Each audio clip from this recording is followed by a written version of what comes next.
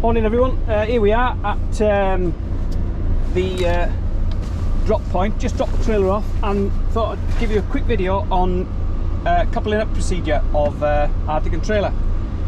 So I'm in line with the trailer. I don't know whether you can see that in the mirror, and that side, ready to back up. So I've checked everything around and the area is clear. So first thing to remember is that sometimes these trailers get dropped by the tug drivers, and sometimes they're high. So when you back into them, rather than being picked up on the ramps, you may miss the ramp and smash the back of the cabin. So what I'll do is back under slowly. Just backing under now, nothing either side, so I'm clear there. You will feel the ramps take a bit of the strain. See, they aren't on this one. So what I'm going to do now is lift the back end of the trailer, the back end of the unit, sorry, so that when it goes into the trailer, it is actually lifting it up on the ramps, and I'm not going to overshoot the pin. So just backing up. There we go. There we go. Okay, we've heard it click. Stick it in drive again. Handbrake's still off. Give it a tug. Yeah, brake should hold it, just to make sure that nothing comes undone or adrift. Yeah, everything seems fine there. Into neutral, handbrake on, hazard lights on, and side lights on, so I can check them when I get out. Now, I'm just going to put my high-vis jacket on. Hopefully it won't interfere too much with this. I should be able to keep it open a bit, and there we go, should be okay.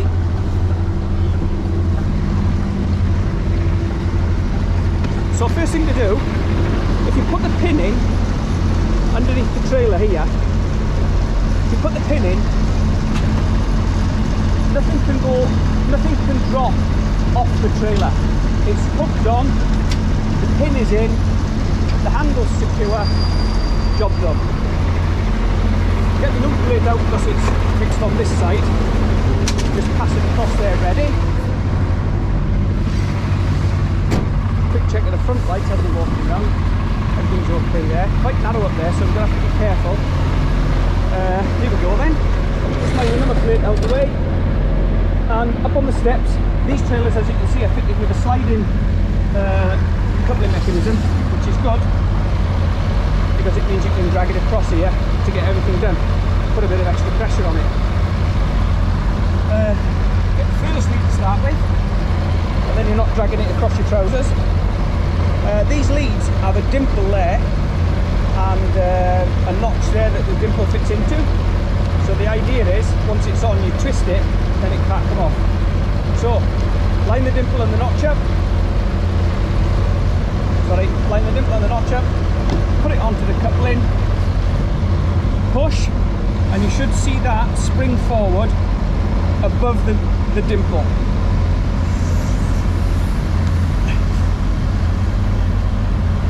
It's not doing it because it's a bit stiff, so you have to work it past, and then the plan is give it a twist, which means that it can't for any reason come undone.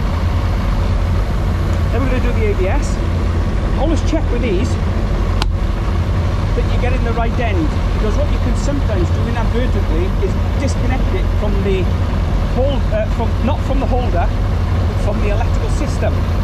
So when there's wires coming out the back, you know that that's the system. So these three are non-system, they're just blanks. This one just plugs in,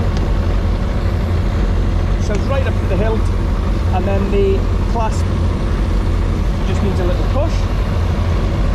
Auxiliary electrics are generally white. They've got a pin in the top and a female in the inside there, so that just pushes in. That drops back down to stop it popping out. Primary electrics are opposite in that there's no pin, it's a female with a male inside, and you see the lights pop on now. Just check them, yeah, they're okay. And then the last to go on for me, again they've got this dimple connection there, you should just be able to see that. The this one feels a bit looser, so it should, in theory, work properly, and you'll see it flick forward. There you go. Little twist, just so she'll come undone. Pop that back in the middle. Take care when climbing back down. 3-point surface contact. The handbrake button there, should just be able to see it. Shove that in.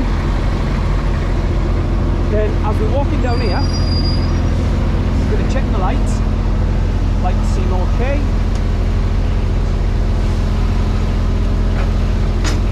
Wind the legs up.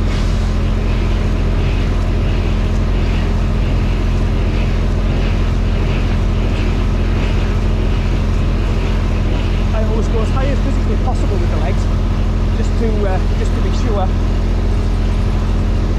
They sometimes get very stiff though,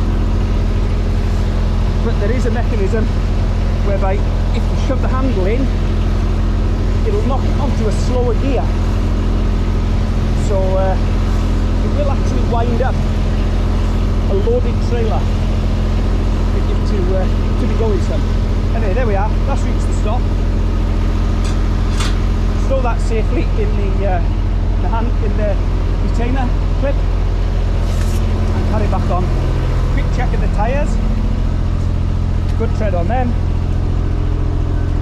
Wheel nuts secure, visible check, good tread again. Wheel nuts secure, good tread again, tread depth, and wheel nuts secure. I'm going to have to actually I might back the trailer up to shut that.